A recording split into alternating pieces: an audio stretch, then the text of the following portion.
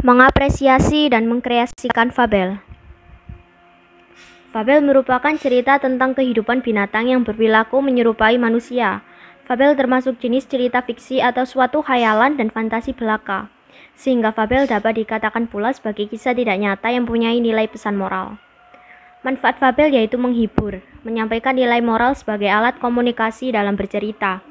Tujuan fabel juga sebagai media pendidikan moral, di dalamnya terselip nilai luhur, yakni pengenalan tentang budi pekerti.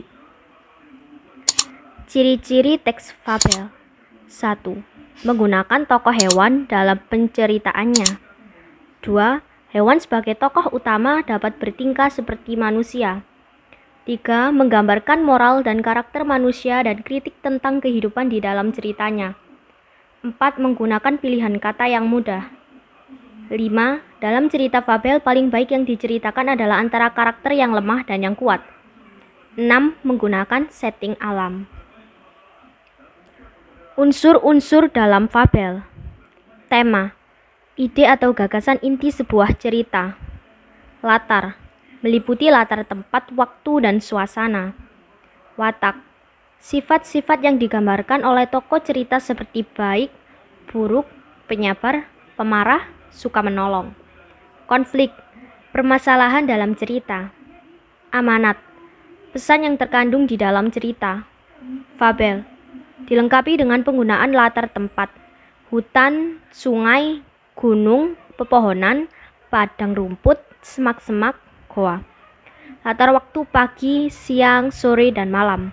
Ciri bahasa di dalam fabel bersifat naratif atau berurutan, berupa dialog yang mengandung bahasa informal atau bahasa sehari-hari.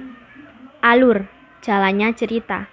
Pesan, pesan yang ingin disampaikan penulis kepada pembaca. Fabel juga dibagi menjadi 2. 1. Fabel alami, tokoh para binatang yang sesuai dengan karakter aslinya. Contoh serigala yang rakus mencari mangsa di semak-semak. Fabel adaptasi, tokoh para binatang yang beda dengan aslinya. Contoh kancil pemarah yang jago silat dan memiliki perguruan bela diri. Macam-macam fabel. Fabel jenaka, fabel yang mengandung cerita lucu dan mengundang tawa pembaca.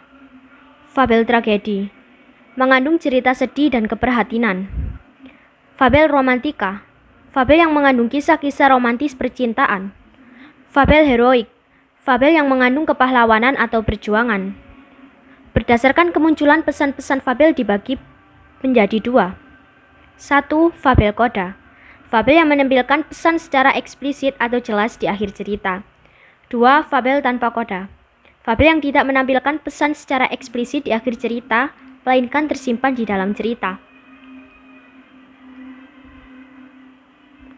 Struktur teks cerita fabel. 1.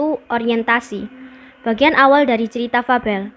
Orientasi berisi pengenalan dari cerita fabel, seperti pengenalan background, pengenalan tokoh, maupun latar tempat, waktu, dan suasana.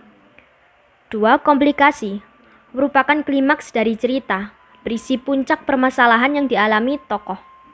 3. Resolusi, berisi pemecahan atau solusi permasalahan yang dialami tokoh.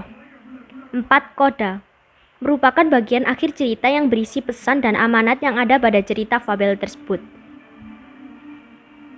Kaidah kebahasaan fabel. Kata kerja.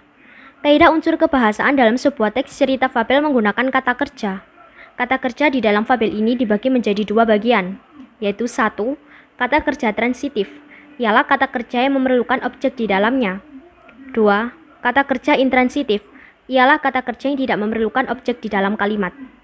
Konjungsi urutan adalah konjungsi yang digunakan untuk menghubungkan klausa dengan klausa yang didahului dengan tanda koma. Padahal, sedangkan, seperti, tetapi, yaitu, yakni. Konjungsi yang tidak perlu didahului koma. Bahwa, karena, maka, sehingga.